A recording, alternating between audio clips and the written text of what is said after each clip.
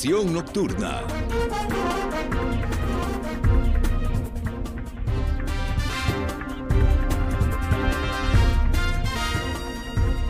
Muy buenas noches, bienvenido a esta edición nocturna de Noticias Repretel. Les saluda María Fernanda Chacón, arrancamos con nuestros titulares. Lluvias vuelven a desbordar Quebrada de los Negritos e inundar Barrio Dent. También hay emergencias en Guanacaste. Expertos advierten sobre señales y patrones entre quienes hacen amenazas de ataques como el de este jueves en la UCR. Diputados frenan proyecto clave para acabar con poder financiero de crimen organizado. País quedaría vulnerable. Un 35% de los empresarios espera aumentar su planilla en los últimos meses del año, tanto en comercio como en otras áreas. Comenzamos.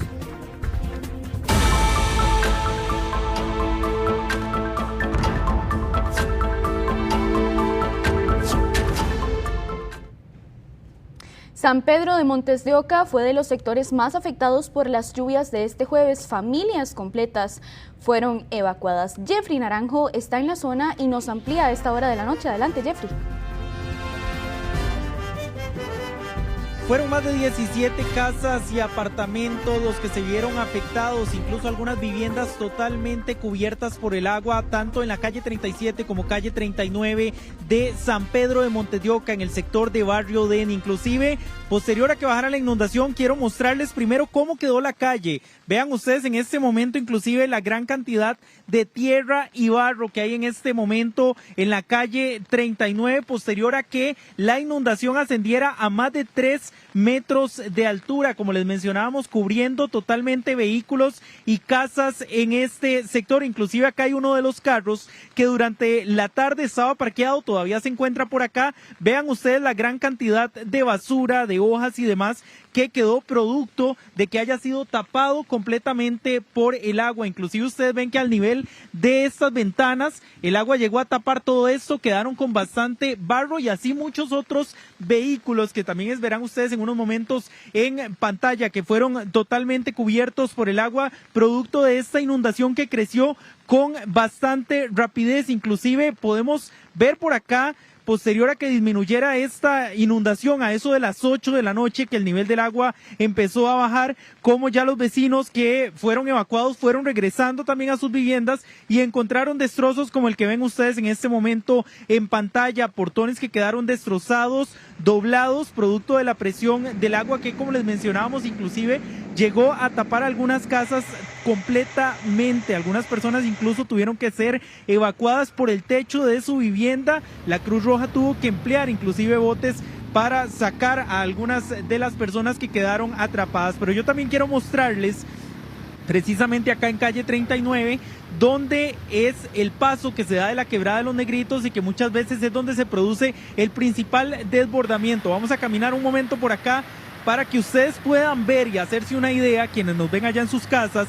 de el nivel que tuvo esta inundación, la gran cantidad de basura que fue arrastrada. Este es el puente que está contiguo a la calle 39 en Barrio Den, y vean ustedes nada más que con el paso del agua, inclusive ramas completas, gran cantidad de basura, producto del desbordamiento de esta quebrada, fue lo que dejó como resultado. Vean hasta esta mesa que quedó prensada en las barandas y como muchas veces pues este desbordamiento también alcanza las viviendas. Ustedes están viendo inclusive, pueden ver esta mesa que quedó acá prensada en las barandas debido a la fuerza que traía el agua, y con esa misma fuerza entró a muchas de las casas, arrastró electrodomésticos, pertenencias de las personas que incluso algunos nos aseguran lo perdieron todo lamentablemente debido a esta inundación. Personas que inclusive dicen llevan más de 20 años de vivir acá y no habían visto una inundación de tanta magnitud, que inclusive se dio en pocos instantes el aumento del caudal del agua.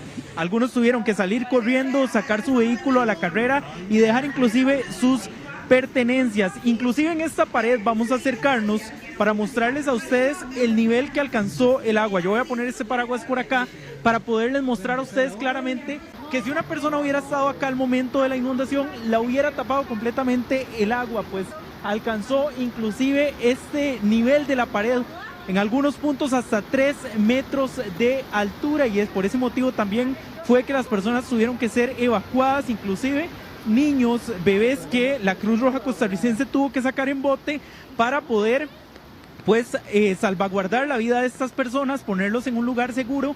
Vemos inclusive también las ramas, cómo quedó afectado la vegetación que había en este lugar, pues la inundación creció con mucha rapidez, afectó a bastantes de estas viviendas, y ustedes pueden observar pues en este momento, a esta hora también, cómo se encuentra esta calle que fue donde se dio la principal afectación, que fue atendida, como les mencionábamos, por la Cruz Roja costarricense. 6 personas aproximadamente fueron evacuadas por la Benemérita Cruz Roja, también el cuerpo de bomberos que prestó auxilio para tratar de sacar a aquellas personas, adultos mayores que viven por este sector, y ponerlos en un lugar seguro, así como el Comité de Emergencias de Montes de Oca. Vamos a escuchar precisamente las declaraciones que dio la Cruz Roja costarricense, las afectaciones que registraron posterior a esta inundación, específicamente en Barrio de Montes de Oca.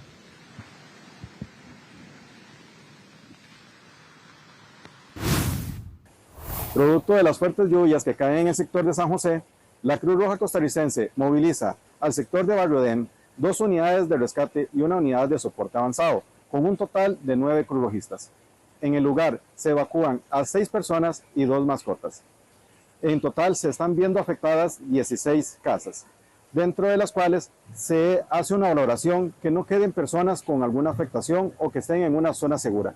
Sin embargo, la Cruz Roja costarricense hace la inspección de 2 viviendas en el cual hay algunas personas que no quieren salir. Se les hace la recomendación de ponerse en una zona segura, las cuales indican sentirse bien ya que están en una segunda planta.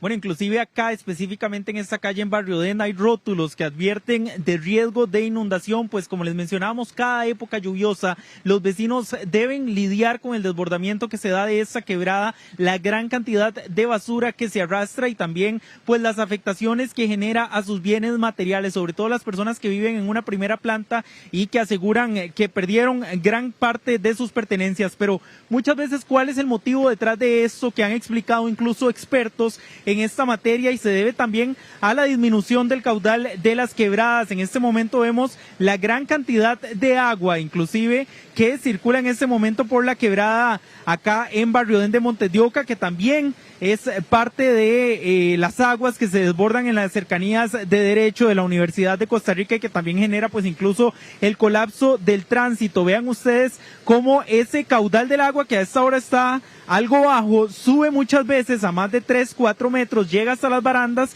y deja esa gran cantidad de basura que están observando ustedes en pantalla. En cuestión de minutos muchas veces es que se da el aumento del caudal del agua y se generan pues estas inundaciones. Las acciones que deban tomar las autoridades municipales, pues estamos hablando de una ruta cantonal, aún están siendo valoradas. ¿Qué van a hacer para evitar que los vecinos de Barrio Edén sigan lidiando con esta situación cada época lluviosa? Y pues una inundación de esta magnitud esperan los vecinos, según nos comentaban, pues desemboque en acciones precisas para de una vez por todas pues entubar, inclusive algunos mencionan que entubar bajo la carretera y direccionar esta gran cantidad de agua sería una de las potenciales soluciones. Sin embargo, de momento se desconoce el pronunciamiento que la Municipalidad de Montes de Oca vaya a tener al respecto sobre este tema. A esta hora, el estado de estas calles acá en Barrio Edén, posterior a esta inundación, la afectación que generó, y pues en próximas ediciones de Noticias Repretel también le estaremos contando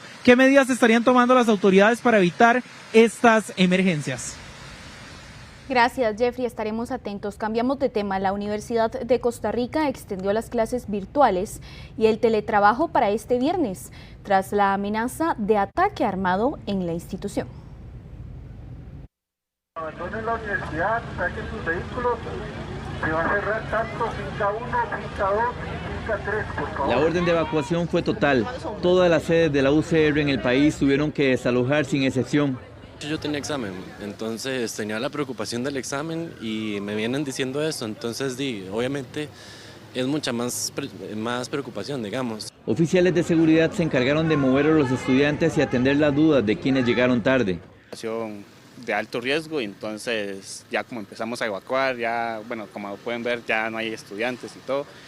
Una vez notificados, los alumnos se dirigieron a las paradas de bus o regresaron a sus carros particulares a casa, donde continuarán las clases de forma virtual durante el viernes 17 de octubre. Sí, claro, algo, pero como ya es algo que se ha repetido, tal vez sí, y como no ha sucedido en otras ocasiones, pues entonces como que tal vez pierde como la seriedad. La UCR además confirmó que el personal docente y administrativo hará teletrabajo este viernes. El correo, y ellos recomiendan la evacuación total de las instalaciones, y pues dadas las recomendaciones y las experiencias de ellos, pues recurrimos a la evacuación. La alerta se activó por un correo recibido en la mañana del jueves. Una persona que dijo pertenecer al grupo en línea 764 amenazó con un ataque armado en una sede de la UCR. Dijo que mataría cuantas personas pudiera, con pistolas y cuchillos, y luego se autolesionaría por venganza. El OIJ confirmó que el correo está bajo investigación. Quiero pedir calma, prudencia y solidaridad. Estamos actuando con responsabilidad y en estrecha coordinación con las autoridades competentes. Según informes internacionales, el Grupo 764 es una red criminal extremista dedicada a la explotación sexual de menores, extorsión o manipulación psicológica y violencia, de acuerdo a investigaciones del FBI. Medios internacionales señalan que inducen a las víctimas a autolesionarse o cometer actos extremos para demostrar su lealtad. Nosotros estamos muy arraigados a lo que es el aislamiento social, mucho de lo que es la frustración. Esto puede promover, ¿verdad?, que hayan, sobre todo personas jóvenes que estén promovidas al resentimiento, que quieran llamar la atención o que eventualmente quieran generar violencia por medio del miedo, ¿verdad? Entonces, esto permite generar vulnerabilidades. En septiembre del 2024, la Universidad de Costa Rica evacuó a 2.600 personas de sus instalaciones en la sede Rodrigo Facio, debido a una amenaza de bomba en sus instalaciones.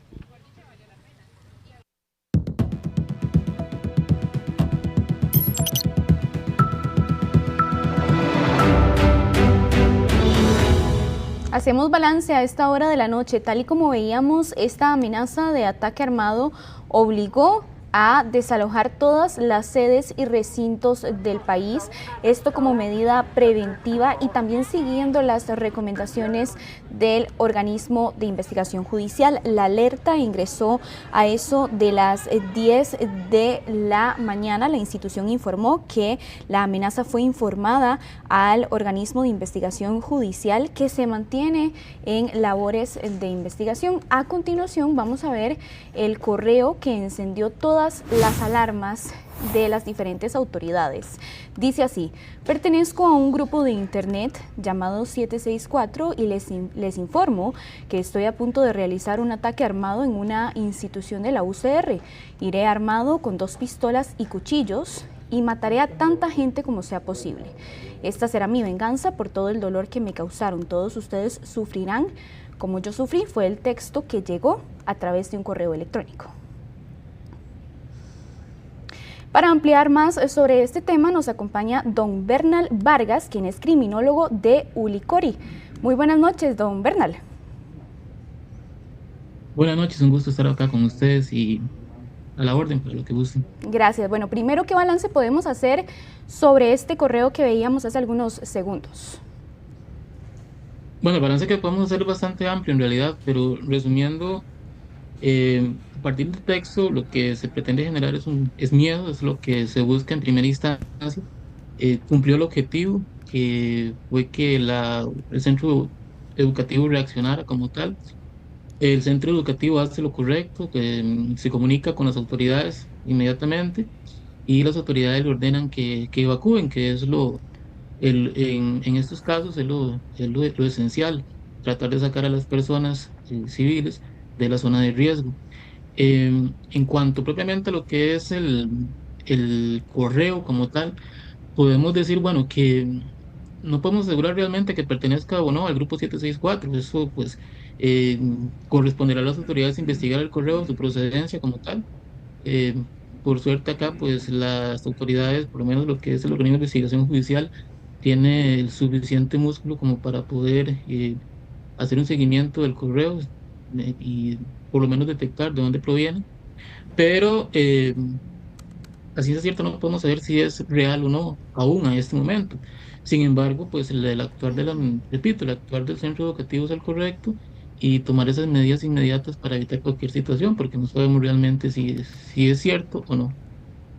¿Hasta dónde está llegando el nivel de violencia en el país y qué está faltando para evitar que esto se siga saliendo de las manos? Lo vemos muy frecuentemente en otros países, como por ejemplo Estados Unidos, pero ya en Costa Rica se han dado varias alertas, incluso hace algunos días un centro educativo en San Joaquín de Flores, hoy lo vimos en la UCR. ¿Qué nos está faltando? Bien, creo que lo primero que tenemos que hacer es ver nuestra realidad como tal. Algo que debemos evitar siempre cuando hacemos un balance ya pues profesional, científico, es no compararnos con otros países. Si bien es cierto, eso nos genera un punto de partida para ver nuestra realidad, pero veamos esto. Podemos analizar el tema de la violencia, por lo menos en centros educativos, de hace unos 4 o 5 años a la fecha, y se ve un poco más en aumento después del tiempo que se detuvo por pandemia, y el tema de los eventos que se daban en centros educativos eran constantes. Estos muchachos que estuvieron en ese momento en los centros educativos son los que hoy están en las universidades, chicos de primer ingreso. Entonces, ese tema de violencia que en algún momento lo vimos reflejado en los colegios y que aún se está viendo, nada más que ahora es un poco más reiterado, se está reflejando ahora en los centros de educación superior, y en este caso pues la UCR. El tema de la UCR pues es que, bueno, es la universidad más grande del país, la que tiene más representación y más visualización, y por eso es que es el punto, el foco de ataque en este caso, porque es la que genera más visualización, repito. ¿Qué nos está faltando? Bueno, el tema de la violencia lo vemos no solo en centros educativos, lo vemos ahora casi en cualquier parte, en las calles. Las personas andan sumamente estresadas, quieren resolver las cosas, a veces no por el diálogo, algo que no nos representa como sociedad realmente, pero sin embargo nos está afectando, estamos cambiando como sociedad, y ese es quizás el punto de partida en cuanto al tema de violencia. Cada vez somos más violentos como sociedad, no como costarricenses, sino como sociedad en un conglomerado general, y eso pues nos está afectando realmente, y si no tomamos medidas rápido, pues quizás no vamos a poder contenerla dentro de algún tiempo, años, meses quizás, por el hecho de no tomar medidas al respecto. ¿Qué medidas podemos tomar al respecto? Bueno, empezar a trabajar en centros educativos, repito, por eso les decía la analogía de los centros educativos a los chicos que están ahora en las universidades, pues lo ideal sería que trabajar con edades tempranas del tema de violencia. Sin embargo, el tema de violencia no solo es un tema de centros educativos, es un tema comunitario, y el abordar el tema de la violencia en la comunidad pues es muy importante, no solo a nivel de familia, sino a nivel de comunidades, organizaciones de desarrollo, grupos organizados dentro de la comunidad, para que puedan atender esos inicios, esos grupos de violencia que se dan a nivel comunitario. Ahora bien, ya finalmente, ¿qué causas pueden llevar a este tipo de amenazas? Varias frustraciones, básicamente. Las personas se ven presionadas. En este caso concreto, pues si fuese real, que es el de 764, pero ya sabemos cómo opera, obliga a las personas a generar amenazas, a generar miedo de la forma como logran su objetivo. Entonces, pues probablemente sean personas jóvenes, personas que no pasen los 25 años quizás, personas que se vieron afectadas, repito, con el tema del aislamiento social que se dio en algún momento, no solo en nuestro país, sino en todo el mundo, y eso hace que estas personas busquen opciones para dejar salir su frustración como tal. El no estar en un grupo, no pertenecer a ningún grupo, eso también afecta socialmente, las personas se sienten excluidas. En fin, son muchos factores que a nivel social podríamos tomar como causas o posibles situaciones de focos que generen violencia. Muchísimas gracias, don Bernal, por toda la información y por acompañarnos en esta edición nocturna de Noticias de Repretel. No, un placer, y que espero que sigan abriendo esos espacios para que las personas nos informemos sobre el tema de violencia. Muchas gracias. Sí, gracias. Buenas noches. Este viernes a las 7:40 de la mañana dará inicio la audiencia de medidas cautelares contra el sospechoso de asesinar a Ligia Faerrun. El OIJ maneja dos hipótesis sobre el móvil del crimen de la mujer de 53 años, cuyo cuerpo apareció enterrado en una finca este miércoles. Las investigaciones apuntan desde un tema de deudas hasta una posible relación de cercanía con el sospechoso. La audiencia se llevará a cabo en el Juzgado Penal de San Carlos. Lo que ella tenía eran deudas con algunas personas y producto de estas deudas podría ser parte de la hipótesis policial que alguna persona quiso acabar con la vida de ella porque no había pagado o no había cumplido con esas deudas en apariencia, pero un delito en contra de ella como tal no tenemos. El OIJ detuvo a 3 hombres sospechosos de conformar una violenta banda de extorsionadores ligados a préstamos gota a gota en Orotina. Según la investigación, las operaciones se dirigían desde la cárcel y en ellas estaban involucrados el principal sospechoso del asesinato de la modelo Rashab García, su hijastro y un exjugador del Herediano. El grupo actuaba con tanta violencia que incluso hasta atentaron contra la vida de una niña pequeña en Orotina. Bueno, en realidad esto es una continuación del caso de la muerte de Rashab García y de Nelson Pavón. En ese momento pues era más que evidente que este sujeto, conocido como alias Negro, de nombre Manfred, pues se dedicaba a lo que era el tema de gota a gota en apariencia, y entonces esto motiva pues darle una continuación a esa investigación que culmina el día de hoy con la detención de 6 personas de 6 objetivos que teníamos posibles para detener el día de hoy. La idea pues era desarticular una organización que ha venido en los últimos meses de manera bastante abrupta, desordenada y descontrolada, generando un incremento de violencia en contra de las personas ofendidas que adquieren un préstamo. No necesariamente las personas cuando adquieren un préstamo se dan cuenta que es gota a gota, se lo venden o se lo comercian, digamos, como un préstamo normal, de manera informal, pero que no contenga ese riesgo. Y ya cuando la persona empieza a pagar, pues ya se da cuenta que se encuentra dentro de este encadenamiento delictivo de lo que es gota a gota. Estas personas, aparte de lo que es la extorsión gota a gota, también están siendo imputados por el tema de intento de homicidio y también de lesiones en apariencia. El país está pronto a llegar a los 700 homicidios. Dentro de esta lamentable cifra, 28 inocentes fueron asesinados. 3 asesinatos ocurrieron en menos de 24 horas en varias partes del país. Costa Rica se encuentra sumida en una ola de violencia que parece no tener freno. El país se acerca peligrosamente a los 700 homicidios en lo que va del año, una cifra que según expertos refleja el grave deterioro de seguridad. Los enfrentamientos entre bandas también dejan víctimas inocentes. Por ejemplo, esta adulta mayor de aproximadamente 70 años resultó herida en una balacera en la Ciudadela 15 de septiembre. Entre varias personas la subieron al carro para llevarla a un centro médico. Presentaba heridas en su brazo y abdomen. Además, otra persona más resultó herida. Los disparos iban dirigidos a un hombre de 56 años, a quien asesinaron cuando estaba en una chatarrera. Luego escuchar nada más las balas, nada más. Porque yo me metí ahí, es separada, digamos, hay división, para allá no se puede ver nada. ¿Ella está consciente? ¿Ella sí la hieren? Sí, ella sí, mi señora.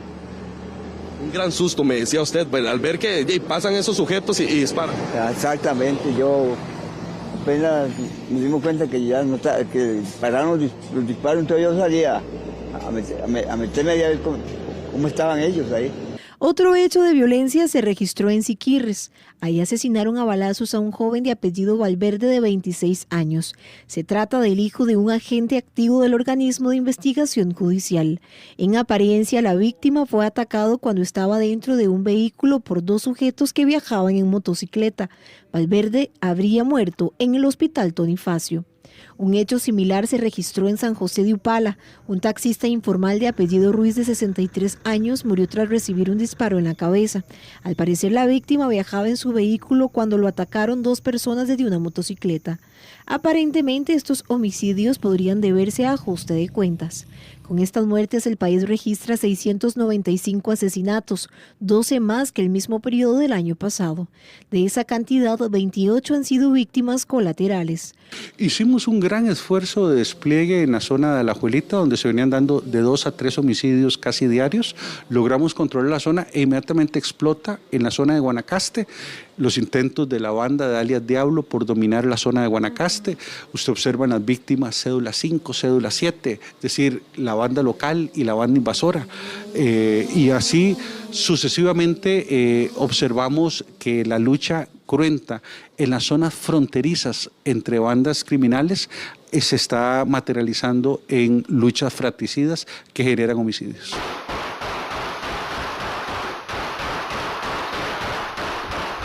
Los ajustes de cuentas y las disputas por drogas son la principal causa de la ola de violencia que enfrenta el país.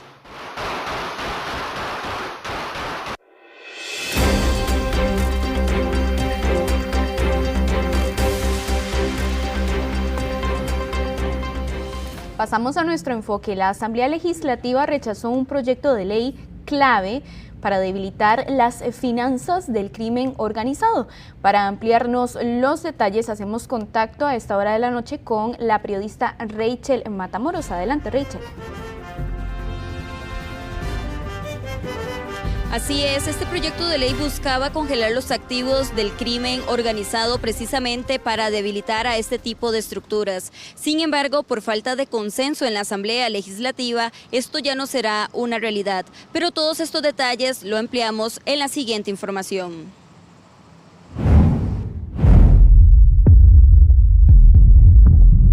La Asamblea Legislativa enterró este pasado 13 de octubre un proyecto de ley considerado vital para golpear las estructuras financieras del crimen organizado. Según especialistas, la decisión representa un duro golpe en la lucha contra las organizaciones delictivas, que continúan expandiendo su influencia económica y territorial. Es una mala decisión, definitivamente le están quitando a la policía las armas necesarias para desarmar sobre todo al tráfico internacional de drogas, porque esos son los que más lavan dinero. La iniciativa buscaba reforzar la lucha contra los capitales emergentes mediante la inmovilización de bienes y el congelamiento de activos sospechosos de tener origen ilícito. Sin embargo, fue rechazada por falta de la mayoría calificada, dejando sin efecto 4 años de debate y consultas ante la Sala Constitucional. Es una lástima, este proyecto de ley pues ya tiene varios meses, años inclusive de estar en la corriente legislativa, y lo que buscaba era que en el caso de que tuviéramos algún conocimiento de un incremento patrimonial importante, pues revertir la carga de la prueba y que la persona sea la que tenga que defender lo que haya aumentado en capital. El texto habría permitido al Juzgado Contencioso Administrativo y Civil de Hacienda aplicar medidas cautelares anticipadas contra los bienes vinculados al narcotráfico y al lavado de dinero, brindando herramientas más ágiles al Estado para frenar el poder económico de estas redes criminales. Ahí tal vez la discusión discurrió por el tema de corrupción y otros hechos que no se puntualizaban bien, pero bueno, al final desgraciadamente pues no se votó a favor, y estaría esperar a que venga otra legislatura para que vuelvan a retomarlo. Todos estos proyectos lo que buscan es ayudar a la policía para rebajar el tráfico de drogas internacional y nacional. El nacional es el que está produciendo los asesinatos, y ahí sí es un beneficio para el país. Entonces los diputados tienen que pensar bien lo que están haciendo, ¿verdad? Y muchas veces hay diputados que si existieran filtros no deberían de ser diputados. Hay un retroceso total, claro, le están dando un apoyo grandísimo a los lavadores de dinero. Tras múltiples consultas y debates que se extendieron por casi 4 años, el proyecto quedó definitivamente archivado, dejando en evidencia la falta de consenso político ante una amenaza que no deja de crecer. Bueno, y como veíamos, hay una fuerte crítica por parte de las autoridades debido a esta decisión, ya que consideran que el haber rechazado este proyecto de ley es un retroceso para el país y que además deja portillos abiertos para los mismos delincuentes.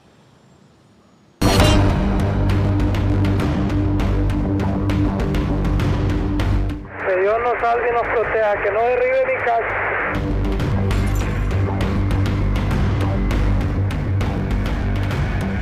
Las lluvias de las últimas horas también provocaron importantes afectaciones en Guanacaste.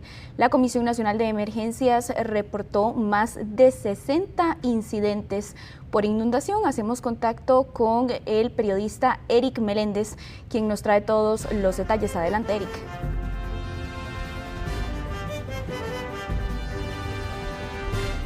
Así es, buenas noches. Una noche lluviosa de jueves que ha dejado gran cantidad de incidentes atendidos principalmente en la provincia de Guanacaste. Nos vamos de inmediato para repasar lo que atendieron las autoridades y que han vivido decenas de guanacastecos en el sector de Curime, porque ahí específicamente entre los sectores que comunican este poblado con Caimital quedaron totalmente anegados, viviendas con agua a más de 1 metro de altura y que generaron la movilización, rescate de más de 20 personas en las últimas horas por parte de Cruz Roja Costarricense. Hablamos de sectores como Nicoya, Carrillo, Santa Cruz, Quebrada Honda, Ojancha, que se han visto totalmente afectados por estos fuertes aguaceros. Incluso el último registro que tiene la Comisión Nacional de Emergencias se está contabilizando 67 incidentes por inundación, principalmente en Curime, San Martín, también Sámara, Filadelfia, Guajiniquil y Santa Cruz por el colapso de alcantarillas,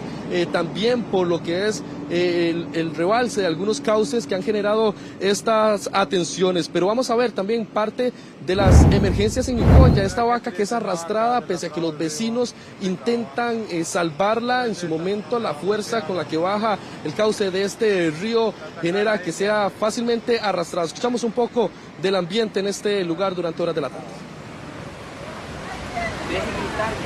Ahí va a ver una vaca ahí. Una vaca ahí.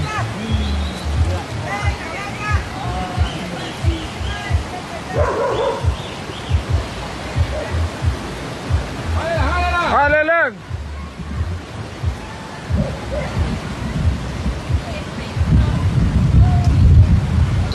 Vea qué triste, una vaca se la trajo el río, qué pecado. Pobrecita, no, hombre, va golpeado. Se la sacara ahí, Clases suspendidas también en Nicoya, en el Colegio Técnico Profesional, donde estudiantes tuvieron que ser movilizados de sus aulas por un tema de resguardo físico. También docentes tuvieron que ser movilizados de este centro educativo. Parte de las acciones que se han dado durante horas de la tarde, pero bueno, continuamos este repaso en el sector de Gamalotal, también que comunica al sector con Curime de Nicoya, las fuertes crecidas que generaron un paso complicado para los conductores. 35 incidentes atendidos por parte de la Cruz Roja Costarricense. En Nosara nos vemos ahí, vamos ahí porque algunas viviendas casi con el agua hasta el techo, incluso se ha reportado afectación ya de comercios, calles en algunos puntos completamente como ríos, y que ha generado también rescate en este punto y prácticamente movilización del Cuerpo de Bomberos y de Cruz Roja Costarricense. En Sámara nos vamos también porque hay terrenos totalmente anegados, principalmente tras lluvias que se extendieron por poco más de 1 hora, eso de las 3, 4 de la tarde, que tomaron fuerza y han generado esta gran cantidad de emergencias en el territorio nacional. Santa Cruz, otro de los puntos guanacastecos con mayor afectación. Hablamos de las comunidades de Venado, Río Seco y también Paraíso, donde se han visto establecimientos comerciales, la plaza de deportes de la localidad totalmente anegada, centros educativos que tuvieron y se vieron afectados durante horas de la tarde. Estamos hablando que el desbordamiento de la quebrada Carrizal ha generado principalmente esta mayor cantidad de incidentes, y es uno de los puntos que desde inicios del mes de octubre se vio afectado por las lluvias y que mantenía un albergue con 14 personas. Ahora hay que esperar para conocer si aumenta la cantidad de personas albergadas en este punto. En Filadelfia nos quedamos en Guanacaste porque ahí en la escuela de barrio Los Jocotes también tuvo que suspender lecciones debido al anegamiento en los alrededores dentro de las aulas de este centro educativo. Lluvias que se han complicado y que no solo se dieron en Guanacaste, nos movilizamos muy cerca, pero perteneciendo a la provincia de Alajuela hacia el sector de San Mateo, porque ahí principalmente el colapso del alcantarillado generó estas imágenes. Una vivienda que tuvo afectación parcial parcial debido a las inundaciones y el arrastre de material. Ahora, en el sector de El Tárcoles, camino hacia Jacó, Garavito, todos estos puntos del Pacífico Central de nuestro país, taludes que se convirtieron en, podemos decir, cataratas. Usted lo ve en estas imágenes ante la gran cantidad de lluvias y que también generaron un paso complejo, regulado para algunos conductores que se estaban movilizando hacia el Pacífico Central, Pacífico Norte del territorio nacional. Lluvias y atenciones que se dieron durante horas de la tarde, también en el sector de El Empalme, porque ahí un nuevo agrietamiento generó un paso complicado para los conductores que iban hacia el Pacífico. Incluso recordemos que Cambronero ha estado cerrado. Estas nuevas grietas ponen ahora al CONAVI a generar y tener una valoración de esta ruta, parte de lo que son los gaviones que se han visto, que han cedido ante la gran cantidad de lluvia, también movimiento, el peso que hay en esta zona. Atenciones que se han dado en las últimas horas por parte de Cruz Roja Costarricense, rescate de más de 20 personas que se han puntualizado principalmente en la zona del Pacífico. La Cruz Roja Costarricense, en lo que lleva de esta tarde, ha recibido más de 35 incidentes productos a inundaciones, esto en la provincia de Guanacaste, en los sectores de Sámara, Nicoya Centro, Mansión, Casitas, Curimen y 27 de abril en Santa Cruz. Lluvias que se estarán intensificando para las próximas horas, principalmente para el fin de semana, con el tránsito de la onda tropical número 37 en nuestro país. Durante este jueves, podemos decir, uno de los mayores registros de lluvia, así lo tiene contabilizado también el Instituto Meteorológico Nacional, así que estar muy atentos, vamos a estar muy pendientes de lo que suceda durante este viernes también en la zona del Pacífico de nuestro país, con estas inundaciones que afectaron en las últimas horas. Gracias, Eric. Bueno, y precisamente Guanacaste, Punta Arenas y la zona norte son las regiones más vulnerables a incidentes por la saturación de suelos que dejan las lluvias de los últimos días. El 95% de los suelos de Costa Rica se encuentran saturados.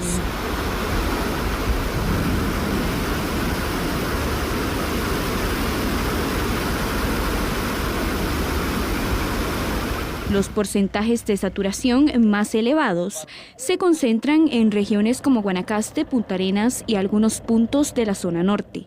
Según los expertos, estas tres zonas son realmente vulnerables en este momento, ya que cualquier lluvia adicional puede facilitar el desarrollo de incidentes. El Instituto Meteorológico Nacional advierte que la zona de convergencia intertropical continuará activa, generando inestabilidad sobre el país. Desde tempranas horas del día se estima nubosidad variable entre parcial y total. Son posibles lluvias en áreas costeras, tanto del Pacífico y en menor medida hacia sectores del Caribe. Por la tarde se estima aumento en la cobertura nubosa, lo cual facilitará la ocurrencia de aguaceros acompañados de tormenta eléctrica, así como también lluvias de variable intensidad, particularmente en las regiones del Pacífico, también hacia el Valle Central, la zona norte y las montañas del Caribe.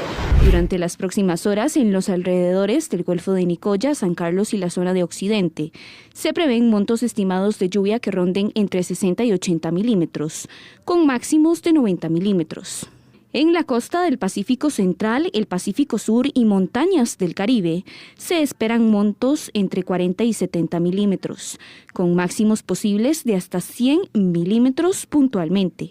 En el Valle Central, los acumulados serían aislados, entre 15 y 30 milímetros.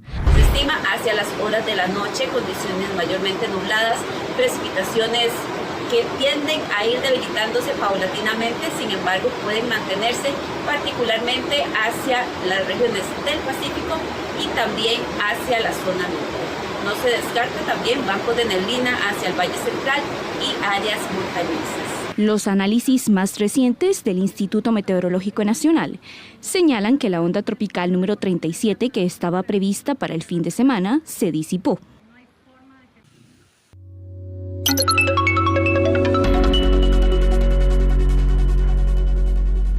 Repasamos cómo cierra el tipo de cambio del dólar este jueves. La compra finaliza en 499,31 y la venta en 504,90. Costa Rica cumple un año recibiendo menos turistas de Norteamérica y Europa. Llegaron 50,000 visitantes menos en 2025.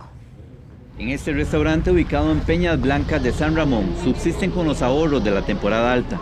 En comparación con el septiembre que pasó, del año pasado a este septiembre, puedo decir que se ha bajado más de un 10% en el turismo. Yo lo que he hecho es que como ya tengo una base de lo que sé que gasto durante el mes, entonces recojo de la temporada alta para sostener pues, las 3 mamás que tengo. El país cumple un año de caída en la llegada de visitantes. El descenso más fuerte fue a inicios de año con un menos 7%, seguido por bajas del 5% en mayo. En julio hubo una ligera recuperación, pero meses posteriores volvió a caer. Septiembre registró una baja de 1.3%. Canadá, Bélgica, Hungría, India y Países Bajos enviaron menos vacacionistas, con disminuciones de hasta un 34% de manera interanual. El ICT espera que la temporada alta revierta la tendencia. Muchísima competencia en el mercado.